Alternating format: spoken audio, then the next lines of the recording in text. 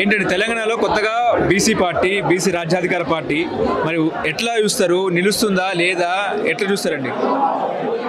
తెలంగాణలో బీసీ రాజ్యాధికార పార్టీ ఏదైతే అనుకున్నారో ఇది నిరీక్షణ. ఒక పార్టీ బీసీల కొరకు కావాలని నిరీక్షిస్తున్నటువంటి తరుణంలో ఆవిర్భవించినటువంటి పార్టీ ఏ రాజకీయ పార్టీ అయినా నాయకత్వం పైననే ఉంటుంది. నాయకత్వం యొక్క లక్షణాల మీద ఆధారపడి ఉంటుంది. దానికి అతి చిన్న వయసుకుడు యువకుడు 42 సంవత్సరాల యువకుడు నాయకత్వం వహించడము దీనికి శుభసూచకం. దీన్ని 100%, ఎందుకంటే ఈరోజు యూట్యూబులు ఇంతకుముందు ఉన్నటువంటి పరిస్థితులు లేవు. హైలీ ఎడ్యుకేటెడ్స్, హైలీ క్వాలిఫైడ్స్ ఉన్నారు కాబట్టి 100కు 100% దీన్ని ఆదరిస్తారు. 100% రాజ్యాధికారం వైపు తీసుకెళ్తారని ప్రగాఢంగా విశ్వసిస్తున్నాను. కానీ ఎవరు బీసీలలో ఐకమత్యం లేదని చెప్పేసి చర్చ నడుస్తూ ఉంది. మీరు స్ట్రాంగ్గా లేరు. బీసీలలో ఐకమత్యం లేదనేది ఏదైతే ఉన్నదో ఇది అగ్రకులాల కుట్ర. ఇది ఇప్పుడు కాదు, వందలాది వేలాది సంవత్సరాల నుంచి జరుగుతున్నటువంటి కుట్రనే ఇది రిపీట్ అవుతున్నది అనేది ఆల్రెడీ అందరికీ తెలిసిపోయింది. ఇది అంటే డివైడ్ అండ్ రూల్. బ్రిటిష్ ఎవడైతే చేసిండో డివైడ్ అండ్ రూల్ చేసి మేము మీకు యాదవులకు, ముదిరాజులకు పడది, పద్మశాలిలకు, గౌడ్స్కు పడది అనేది దాన్ని వాళ్ళు గ్లోబల్ ప్రచారం చేయడం తప్ప అట్లాంటిది ఎలాంటిది కూడా లేదు. 100% హైలీ క్వాలిఫైడ్స్ ఉన్నారు. కాంగ్రెస్ 42% రిజర్వేషన్ కూడా కల్పించింది కదండి. 42% రిజర్వేషన్ అసలు కల్పించింది లేనే లేదు కదా.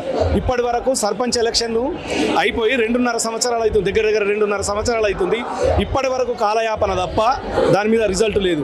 బీసీ కులగణన అంటున్నటువంటి ఈ ప్రభుత్వం దానికి ప్రాక్టికల్గా లేదు.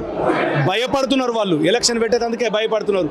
ఈ రిజర్వేషన్ కరెక్ట్ ఇవ్వలేము, ప్లస్ మేము గెలవలేమనే పరిస్థితులలోనే ఉన్నది తప్ప అది ఎలాంటి సముచితంగా లేదు వాళ్ళ యొక్క నిర్ణయం. బీజేపీ ఏమో బీసీ వాళ్ళకే సీఎం క్యాండిడేట్ చేస్తామన్నట్టు కూడా మాట్లాడుతున్నారు కదండి. పోయిన ఎన్నికలు కూడా మాట్లాడారు.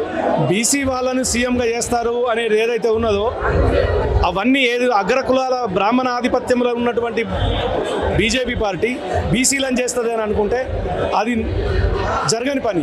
ఉదాహరణకు బండి సంజయ్ని బీసీలనే ముఖ్యమంత్రి చేస్తానని అనుకున్నప్పుడు బండి సంజయ్ బీసీ, దట్టు బలమైనటువంటి సామాజిక వర్గం మునూర్ కాపు, ఆయననే తీసేసిన తర్వాత ఇంకెవరు బీసీని చేస్తారు? బీజేపీని ఎట్లా నమ్ముతావు? పార్టీ ప్రెసిడెంట్గా ఉన్నటువంటి బండి సంజయ్నే తీసేసిండ్రు, పార్టీ నుంచి తీసేసిండ్రు. అది సందర్భం లేనప్పుడు తీసేసి ఇంకా బీసీ బంద్ ఇచ్చారు కదా. కేసీఆర్ కూడా మీకు మంచి చేయలేదు. మాకు రాజ్యాధికారం కావాలా? ఇప్పుడు మేము యాదవులం, నాకు గొర్రెలు ఇస్తామనంటే ఎట్లా? నా తాతలు ముత్తాతలు గొర్రెలు కాస్తే నేను గొర్రెలు కాయాలనేది ఏంది? నువ్వు అంటే అరే నువ్వు గొల్లోడివి గొర్రెలే కాయాలరా అన్నట్టు దాని అర్థం. గొర్రెలు ఎవడు అడిగిండు మిమ్మల్ని? కురిసి అడిగినాం, వాటా అడిగినాం, రాజ్యాధికారం అడిగినాం, అంతే తప్ప నీ గొర్రెలు బర్రెలు మాకెందుకు?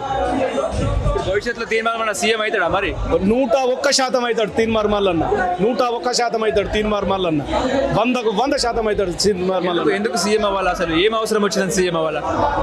బీసీలు సీఎం కావాలనుకున్నప్పుడు నాయకత్వం ఏదైతే ఉన్నదో బలమైన నాయకత్వం కావాలా. ఇప్పుడు నేనున్నా, నాకు సీఎం కావాలని ఉన్నది, నేను సీఎం కావాలని అనుకున్నా. కానీ నా నాయకత్వ లక్షణాలను చూస్తారు కదా ప్రజలు, నా రిస్క్ చూస్తారు కదా. ఆయన మీద 70 కేసులు అయినాయి.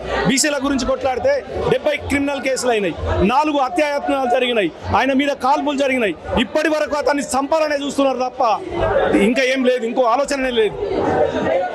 ఇప్పుడు ఈ ఉదాహరణకు మీరు చూస్తున్నారు కదా, ఇవి ఎంతగా ఫ్లెక్సీలు పెడితే కూడా ఎక్కడిదక్కడ జింపి పాడేస్తున్నారు. అంటే మరి ఎవడో పార్టీ పెడితే ఎప్పుడు కూడా డిస్టర్బ్గా ఉంది, తీన్మార్ మళ్ళా పెడితేనే డిస్టర్బ్ అవుతుంది అంటే దాని అర్థం ఏంది? దాని అర్థం అదే కదా. నాకు ఉన్నది సీఎం కావాలని, నాకెందుకు లేదు? నాకు ఉంది, కానీ నాకు అన్ని లక్షణాలు ఉండాలి కదా.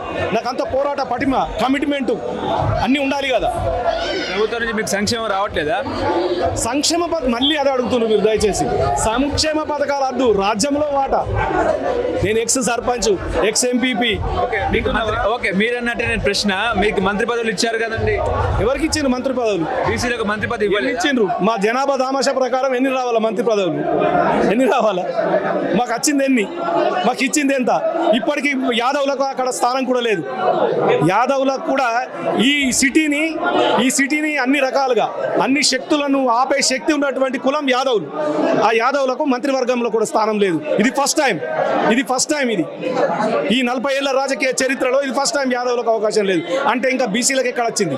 బలమైన సామాజిక వర్గం యాదవులకే స్థానం లేనప్పుడు ఇంకా బీసీలను కన్సిడర్ చేస్తారు ఏముంది? కాంగ్రెస్ కూడా బీసీలకే ముఖ్యమంత్రి పదవి ఇప్పిస్తామన్నట్టు కూడా మాట్లాడింది కదండి. ఎవరున్నారు? మా మహేష్ కుమార్ గౌడ్ అంటుండు అవకాశం వస్తాయని. చేయమని రేపు బీసీలను మహేష్ కుమార్ గౌడ్ ముఖ్యమంత్రి చేయమను. చాలా చాలా చాలా సంతోషం, చాలా సంతోషం. ఆడికెళ్ళి ఈడి దాకా పొరుదండాలు పెడతా. హైదరాబాద్కి వెళ్ళి వాళ్ళ ఊరు ఏదైతున్నదో రహత్ నగర్కి వెళ్ళి మోకాళ్ళ మీద నడుచుకుంటూ వస్తా ఆయనకు పూలదండ వేసినందుకు. ఆయన డిక్లేర్ చేయమన్ కాంగ్రెస్ పార్టీకి దమ్ముంటే చేయమన్. చేస్తుందా? మాకు రేవంత్ రెడ్డి యాదవ్ గా కనిపిస్తున్నాడు.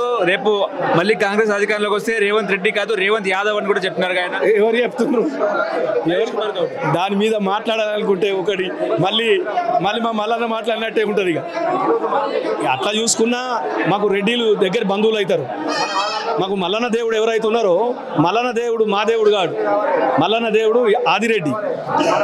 దేవుడు ఆదిరెడ్డి మా ఇంటికి ఇల్లరికం వచ్చిండు, మా యాదవుల ఇంటికి. అట్లా చూసుకున్నా మాకు చుట్టాలు అవుతారు కావచ్చు, కానీ కుర్చీ మీద కూర్చుంటేది మేము కూర్చుంటాలంటున్నాం. హలో, తెలుగు రాజ్యం ఛానల్ చూస్తున్నారా? సామాజిక రాజకీయ జీవన చిత్రణే తెలుగు రాజ్యం. అతిశయోక్తులు అసత్యాలు ఉండవు. రాజకీయ కోణం కాదు, ప్రజా కోణమే కొలబద్ద. తెలుగు రాజ్యం వీక్షణ మీ ఉత్తమ అభిరుచికి నిదర్శనం.